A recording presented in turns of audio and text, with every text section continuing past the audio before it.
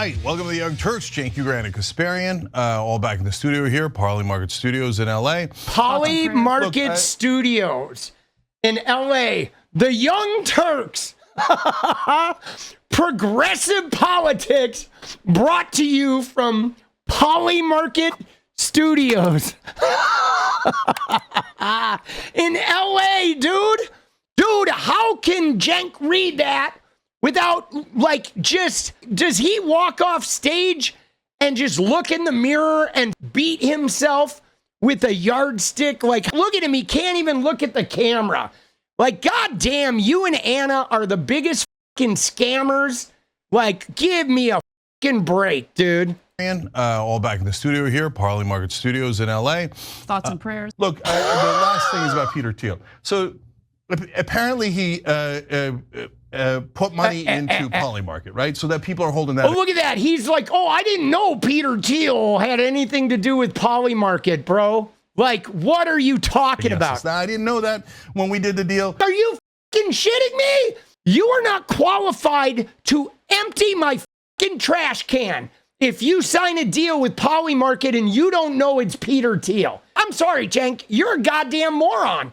You are. Oh, my God. It doesn't matter. I'm going to say something revolutionary. It does matter. It doesn't matter. Why? Why? Okay. Peter Thiel also financed PayPal. Did anybody ever use PayPal? If you did, guilty. Oh, yeah, but PayPal's not sponsoring my broadcast there, buddy. Just for the record, you can use Polymarket. You want to use Polymarket? No one's going to care.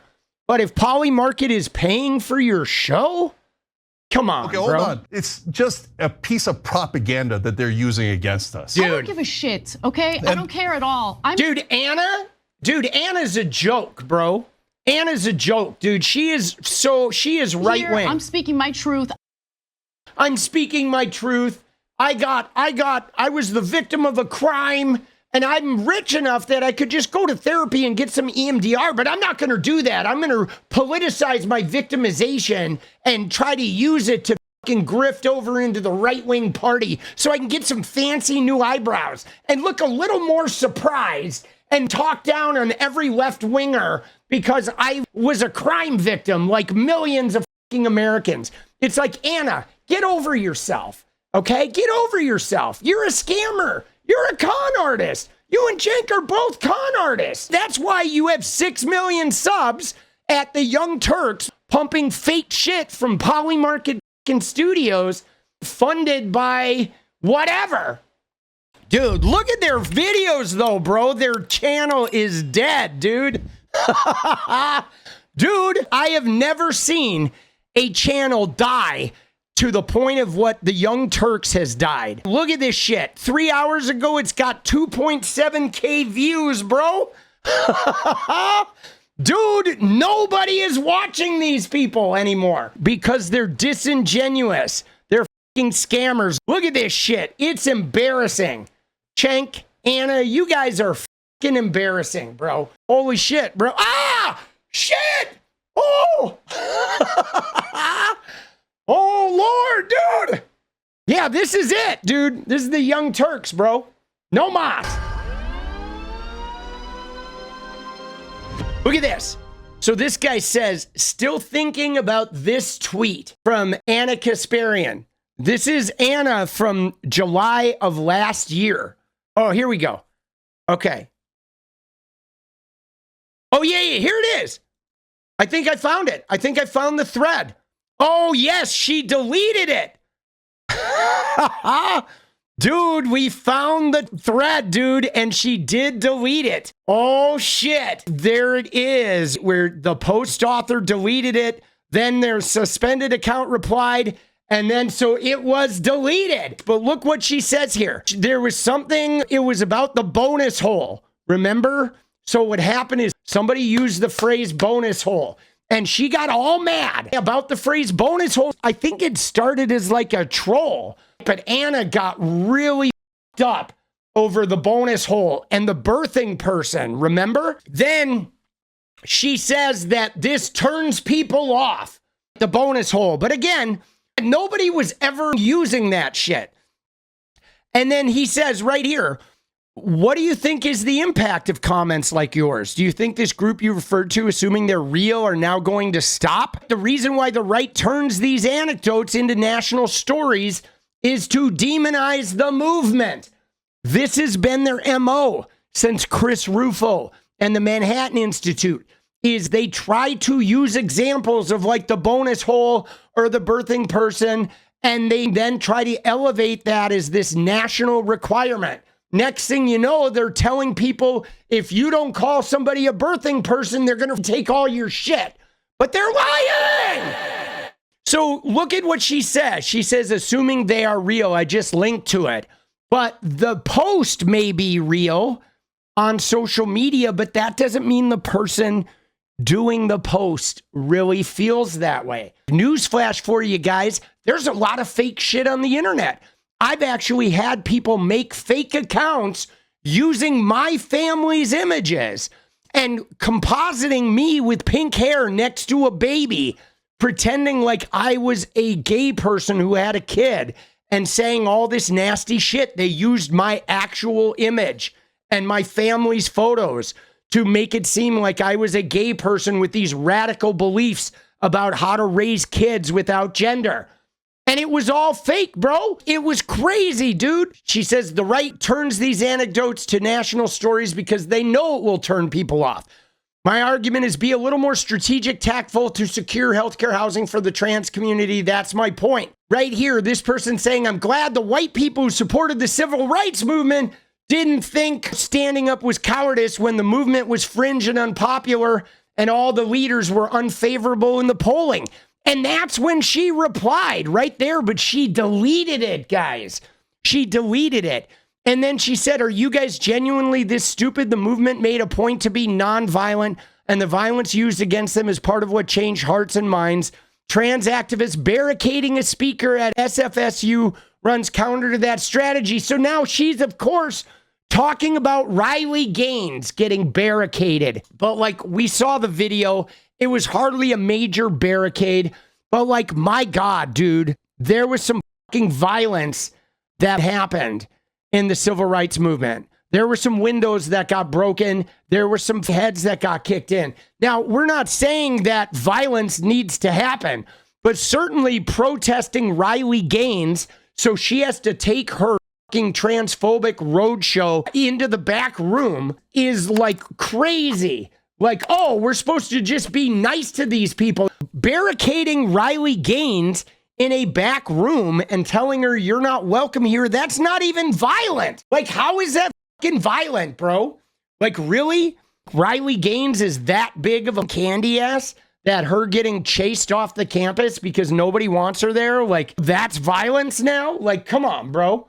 What are we talking about? She didn't get Luigi'd.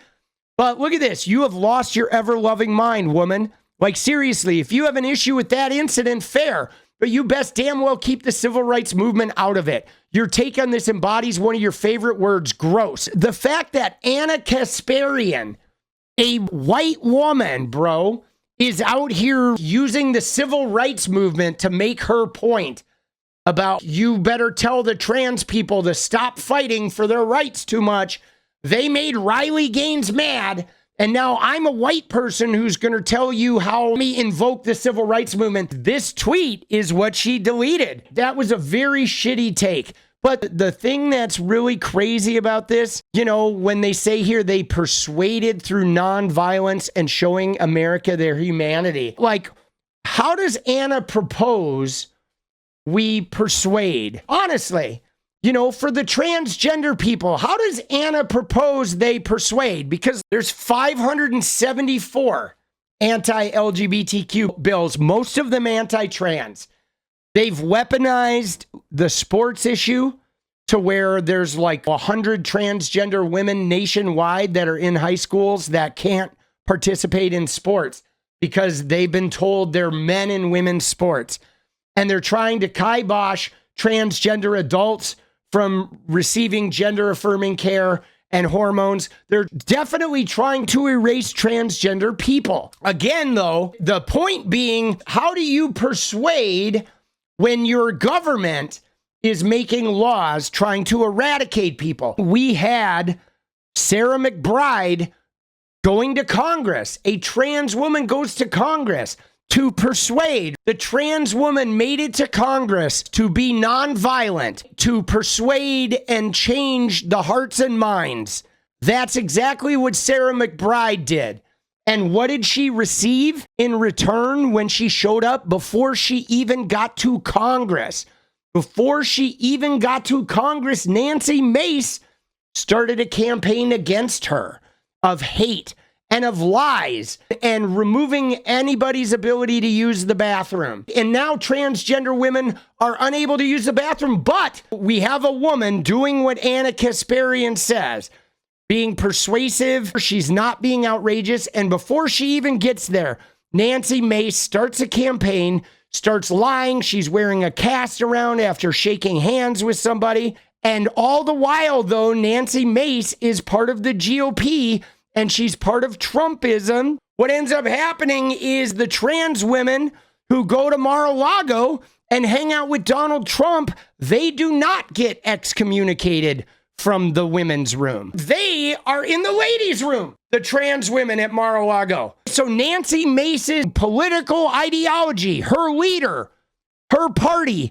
allows transgender women in the bathroom. And in fact, they celebrate them. They're taking pictures with them. They love them. They treat them with respect. And then that same Nancy Mace is out there campaigning against a trans woman who is in Congress because they want to allow a couple MAGA trans women and then they want to harm all the rest of them. And these MAGA trans women will get to be famous and accepted and allowed in exchange for turning their backs on all other trans women. And then 𝗪cie Kasparian here wants to harm the movement by saying, you know what, we're not going to fight for trans people. Let's throw the trans people under the bus. And it's fucking disgusting. 𝗪cie Kasparian has had these bad takes like off the rails, bro. Now they're using the radical left. Look at what they're saying a couple days ago. Latest tactic of radical left is accuse people of being racist for disagreeing with them. Dude, that is straight out of the right-wing propaganda notebook, bro. 𝗪cie and Cenk are now trying to simultaneously play progressive while actually actively spouting fucking right-wing propaganda. Look at all the people in their replies, dude. They are going ape shit now. When you have Don Jr., 𝗙𝗍𝗪 TikTok, and Ashley St. Clair in your replies, you are a fucking loser, bro. You have lost the plot at that point. That's how we know. When they're in your replies saying, good job, you know you fucked up. This is literally going to be Cenk calling 𝗪cie. This is them next year. Hey, listen. 𝗪cie. We fucked up. Dude, that's it, dude. That is Cenk calling 𝗪cie, bro. Oh, shit, dude. But see, Cenk has always had a misogyny problem. He's had issues with saying nasty shit about women. He has had issues of like right-wing nature. And I mean, dude, I believe that 𝗪cie has also had some of these issues too, where if you look at the history of TYT, right here, dude, look at this shit, dude. Elizabeth Warren isn't that progressive. This is 5 years ago. They were trashing Elizabeth Warren for Bernie Sanders. Even back then, though, she was attacking the level of progressives, saying Elizabeth Warren isn't progressive enough. And now she would probably say Elizabeth Warren is too progressive. I can't believe what she said about the shooter kind of deal. That's where we're at. That's how you know that these guys are sort of like industry plants. The thing about the Young Turks and the thing about 𝗪cie and Cenk, if you look at them, their progressivism was more based on being anti-Democrat than it was about being anti-Republican. They've had a very Republican anger. They've had a very Republican, like, you know, where sometimes their talking points are even in line with Republicans. Cenk has had a very Republican misogyny and sort of a male hierarchy thing. And even with their fake outrage, they've always sold outrage of like, oh, and then they argue back and forth, but it's so phony. It's so like, oh, dude, it's like a hand job with a steel wool oven mitt. It's just not real. The Young Turks have always been anti the Democratic Party, more so than like, let's build a coalition. This shit is problematic, guys. These progressive voices are super fraudulent, right? Super fraudulent, dude. And I really want to put them out of business, you know, make them commit to their right-wing bullshit. It's kind of scandalous. Dude, I don't get it,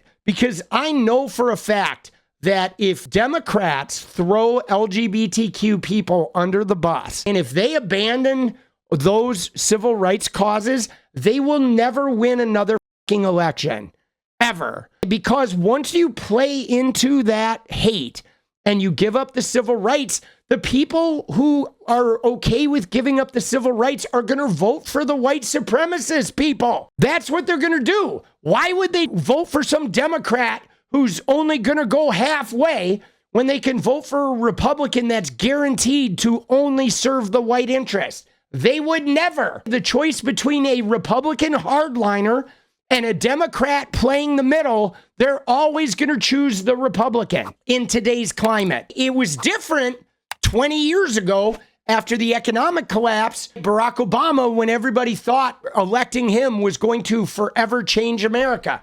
And all it really did was dig up all the racists. Barack Obama got elected and we dug up all the fucking segregationists. That's what we did. Emma, I can't believe you work with Peter Thiel and Peter Thiel funded organization Facebook. Hey, give me all that money back from all of your videos on. Dude, wow, they are scraping, bro.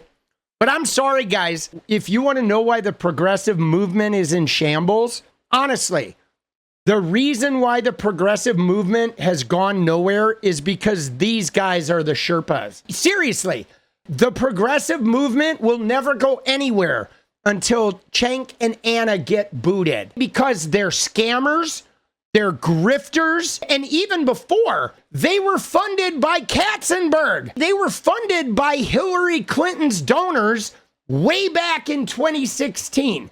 They've always been dishonest. They've always been scammers. They've always been willing to take money from anywhere while simultaneously pretending to be these guys with integrity.